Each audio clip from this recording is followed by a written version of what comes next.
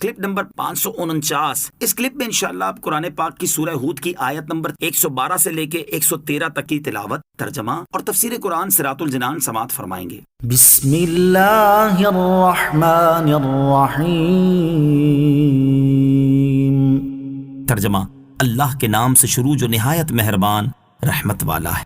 فاستقم كما أمرت ومن تاب معك ولا تطغوا إنه بما تعملون بصير۔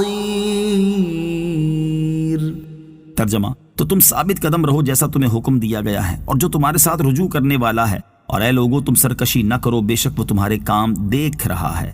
فاستقم، تو تم ثابت قدم رہو، یعنی اے حبیب صلی اللہ تعالیٰ علیہ وسلم، آپ اپنے رب عز و جل کے دین پر عمل کرنے اور اس کے دین کی دعوت دینے پر ایسے ثابت قدم رہیں جیسے آپ کے رب عز و جل نے آپ کو حکم دیا ہے، اور آپ کی امت میں سے جو آپ پر ایمان لایا ہے اسے بھی چاہیے کہ وہ اللہ تعالیٰ کے دین اور اس کے احکام کی بجا آوری پر ثابت قدم رہے۔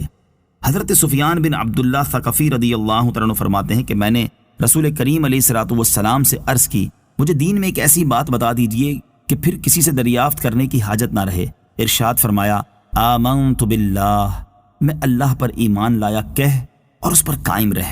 ولا تطغوا، اور اے لوگو تم سرکشی نہ کرو، یعنی اے لوگو جس کام سے اللہ تعالیٰ نے تمہیں منع کیا ہے وہ نہ کرو۔ تمہارے اچھے برے سارے اعمال اللہ تعالیٰ کے علم میں ہیں اور اس سے تمہارا کوئی عمل بھی پوشیدہ نہیں، تو اے لوگو تم اس بات سے ڈرو کہ تمہارا رب عز و جل تمہارے اعمال جانتا ہے، جبکہ حال یہ ہے کہ تم اس کے حکم کی خلاف ورزی کر رہے ہو۔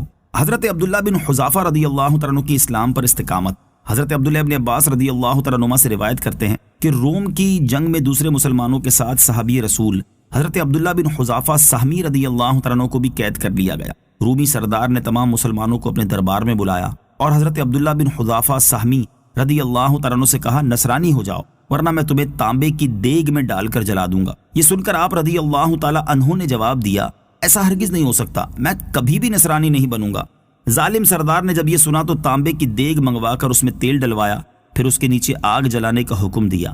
جب تیل خوب گرم ہو کر ابلنے لگا تو ایک مسلمان قیدی کو بلا کر کہا، نصرانی ہو جاؤ۔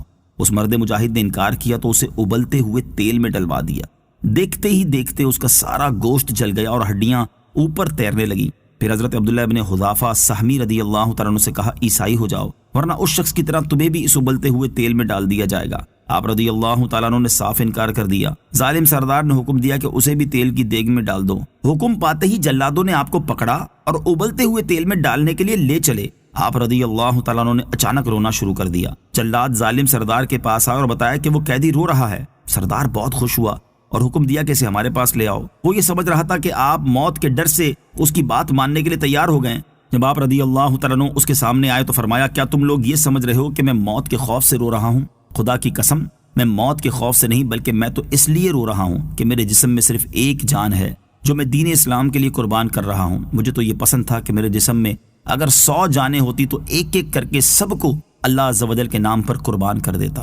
سردار آپ رضی اللہ تعالیٰ عنہ کی یہ ایمان افروز تقریر سن کر بہت متعجب ہوا کہ ان کے اندر اپنے دین کے لیے کتنی محبت ہے اور یہ خوشی سے دین کی خاطر اپنی جان قربان کرنے کے لیے تیار ہیں۔ سردار نے لالچ دیتے ہوئے کہا، اگر تم نصرانی ہو جاؤ تو میں اپنی بیٹی کی شادی تم سے کر دوں گا اور حکومت میں بھی تمہیں حصہ دوں گا۔ آپ رضی اللہ تعالیٰ عنہ نے اس کی یہ پیشکش بھی ٹھکرا دی اور صاف انکار کیا۔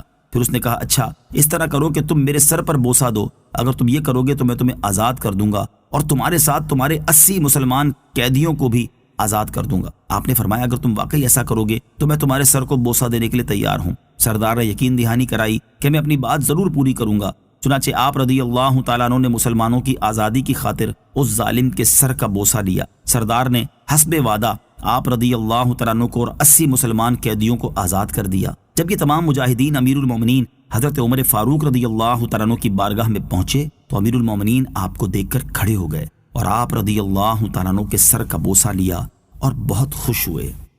وَلَا تَرْكَنُوا إِلَى الَّذِينَ ظَلَمُوا فَتَمَسَّكُمُ النَّارُ وَمَا لَكُم مِّن دُونِ اللَّهِ مِنْ أَوْلِيَاءَ